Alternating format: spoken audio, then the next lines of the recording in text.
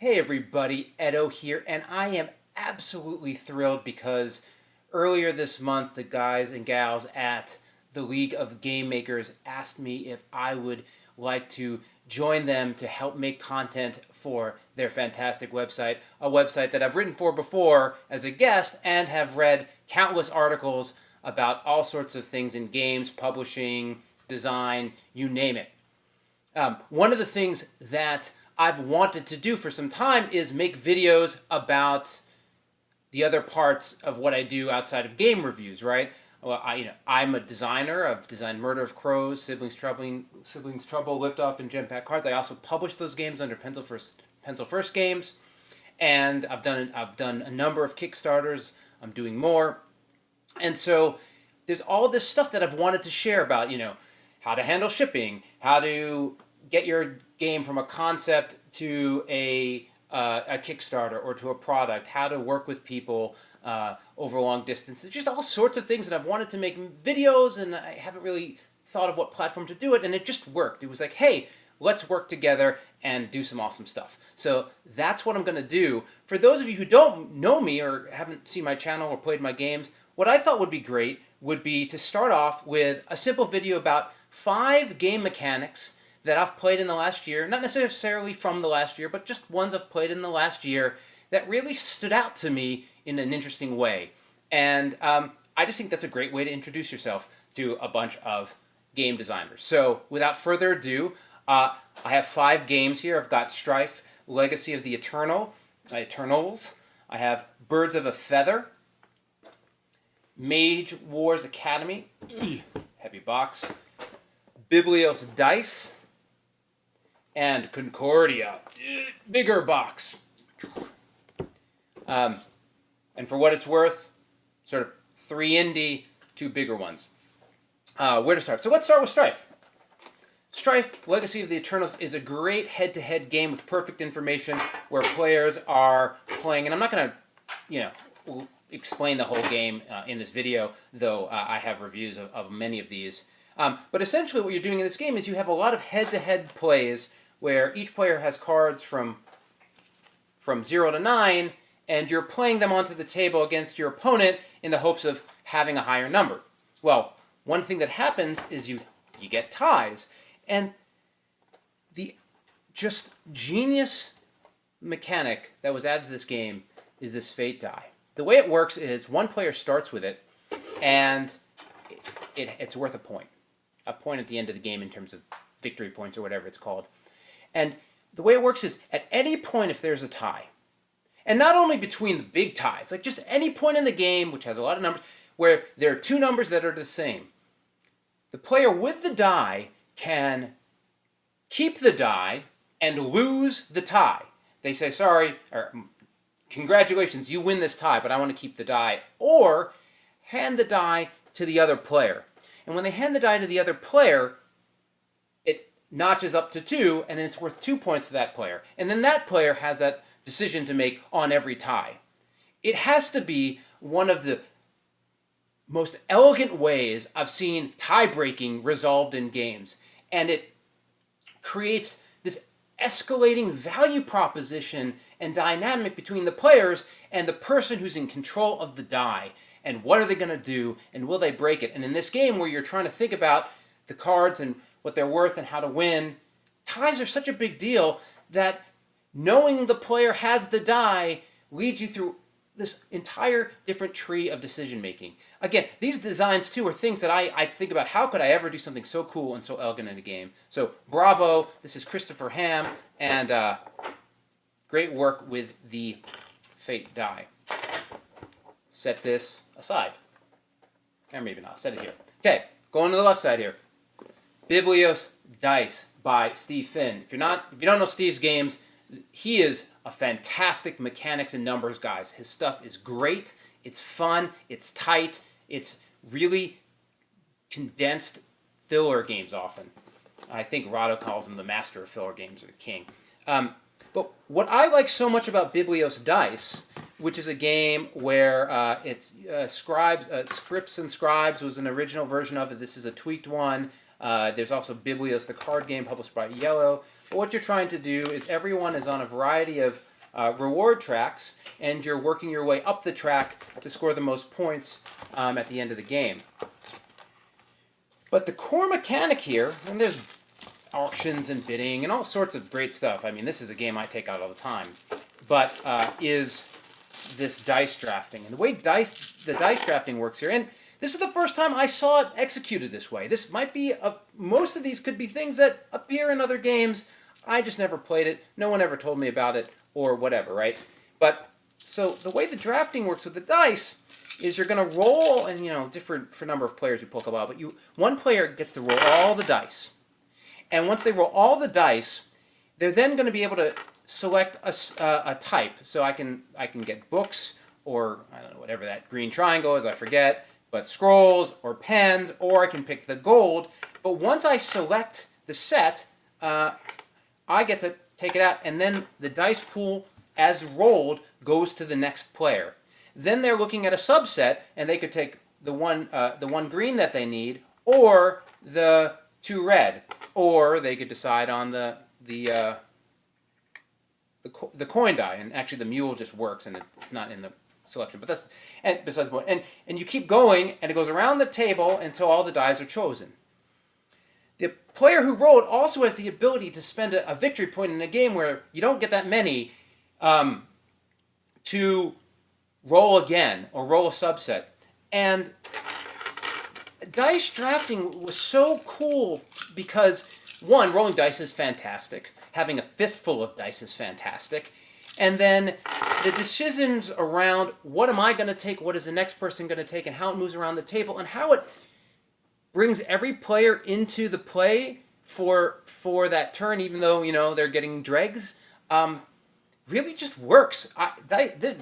Dice drafting needs to be in more games. I think it's way faster and more satisfying often than card drafting, because it's so easy to assess the table. It is so easy to assess the dice. You're not reading every card, and it gives a lot of that satisfaction. So again, dice drafting, I don't be surprised if there's a game with dice drafting for me at one point soon, because I enjoy it so much. So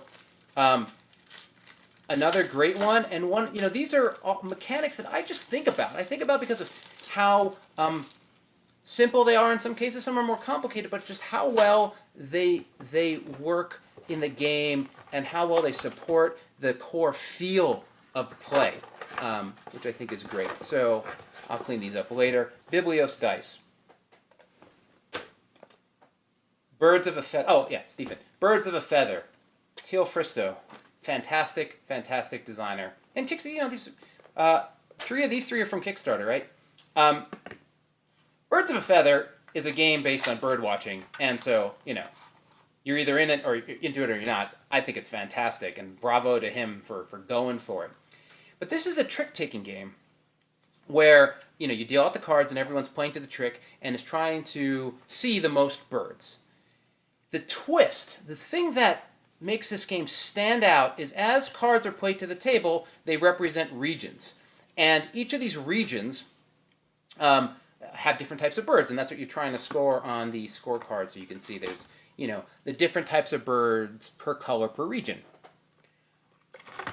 In this game, the twist that blew my mind, I mean, I've given Teal feedback on prototypes a lot. This was a prototype I remember playing, and I was just like, this is awesome. I love it. Is after you play your first trick, you score it, it stays on the table, and then everyone plays another trick on top, another card as their next card. And then anyone who plays, when you score, and you score everything of a color band or a reason. So you would score all. Anyone who played an ocean card would score ocean. The way this works is when you play the second card, you score for both the top and then any other ones on the table that you missed in the previous round. So you're looking at the last round play to determine what you're going to do, and there's a relationship between trick 1 and trick 2. And then subsequent, and then it just keeps going. A trick-taking game where there's a direct relationship between the last trick and the next trick, it's like such a simple thing. It's this simple design, and the game just sits on top of it, but it's so fun, it's intuitive. It makes sense as you play, and it really just it just. I said, wow, what a great little, you dream of those mixtures, those twists, those pulling together. Makes me think there might be a trick-taking legacy game that should be designed by somebody. Super cool, super fun. And I'm going to go to Mage Wars next, just because that's such a big box. Mage Wars Academy. This was sent to me by the good folks at Arcane Wonders. High production value, AAA title, all that good stuff. This is, a deck building, Magic the Gathering type game, but what they did, and I have a review of this too, but what they did is they included these spell books, and these spell books allow each player to have their entire deck in their hand at the beginning of the game. It'd be like playing Magic, but instead of having a draw deck, you have it all in front of you at all times. And there's some rules to accommodate that, and mana works a little differently, and you're not like tapping lands and all that. But the core play of casting spells on the opponent and dueling and bringing out creatures and enchantments and items and all that, just, very standard.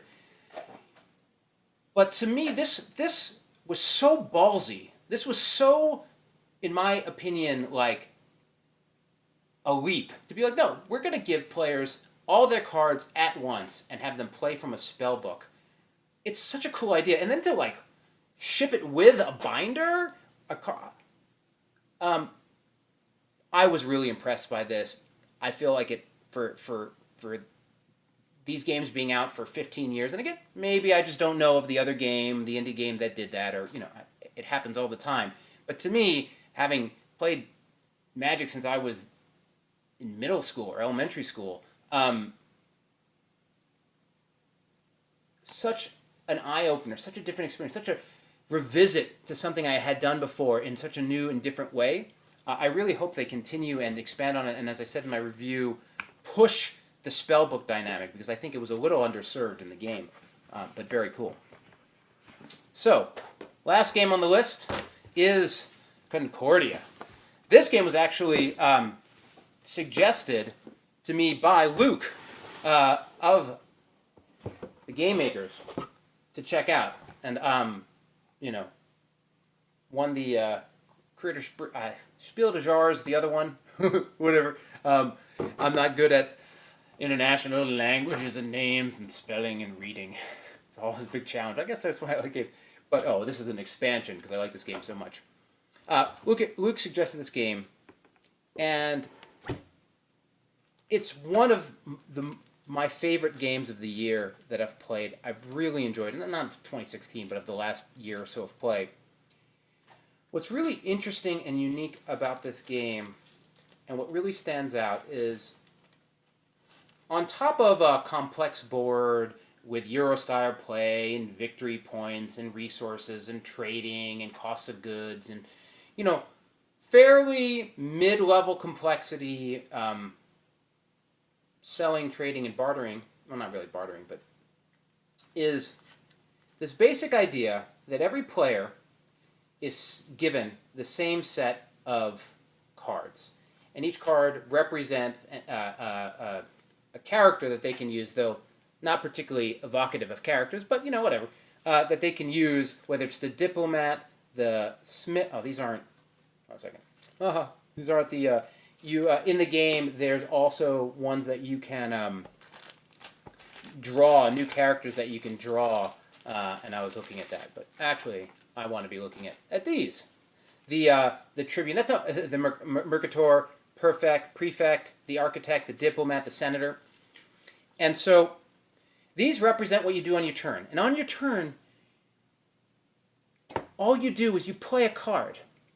That's what you do. You just play one card on your turn. It represents one action type.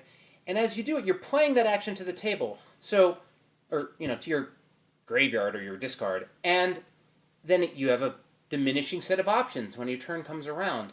But for a game with lots of complexity and depth, the decision point on each turn, much like Ticket to Ride, is just this one. I'm gonna use the Diplomat. And the Diplomat in particular lets you copy somebody else's turn. And there's lots of dynamics about copying somebody else's turn. And then you have a Tribune card that lets you, when you're ready, earlier or later, pick all the cards back up to your hand. And the more that are down, the advantage. But the better it is for you. But this, to me, was such a great way to take a very complex set of dynamics in a game, in a Euro-style game, but still boil down the play to something where players has a set number of decisions, there's an order in which they're doing it, and the complexities of how they go and how they play in that order really worked in a surprising and extremely compelling way. If you haven't played this game, I really suggest it. And it's also something I feel like I haven't seen in as many places. And even though this game is a little older, this is when I played it for the first time. So again, every year you're playing tons of games. You're being exposed to all sorts of new things and old things, and mixing and matching and weird combinations of mechanics. You have themes, you have ideas of what you want a game to be. Sometimes you stumble on an answer, sometimes you know it from the beginning. But I think it's always important to think about and look at the games and the mechanics that resonate with you, the ones you remember, the ones you tell people about or do videos about. I think it's well worth your time, and if you have the opportunity to talk to a designer who's done something that really touched you, you should, because understanding where it came from is fantastic. So this is the first of my League videos. I don't think I'm going to be doing another mechanic one like this, but I will be doing ones on Kickstarter, on publishing, on design, or how to make video reviews. Just fun, helpful videos I can make for designers and publishers and fans and of board gaming and players and gamers and all that stuff. So more to come. Check out the website for League of Game Makers. It's fantastic. Constantly great content from all sorts of super, super cool people. Thanks.